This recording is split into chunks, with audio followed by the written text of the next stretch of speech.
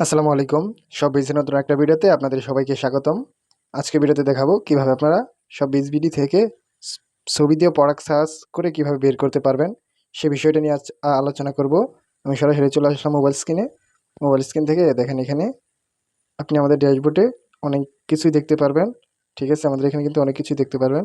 তার মধ্যে অন্যতম হচ্ছে দেখেন উপরে দেখতে পারবেন ছবি দিয়ে প্রোডাক্ট সার্চ একটা অপশন আছে। এখানে আপনারা ক্লিক করে দিবেন। ক্লিক করে দিলে এরকম একটা ওপেন হবে ড্যাশবোর্ড।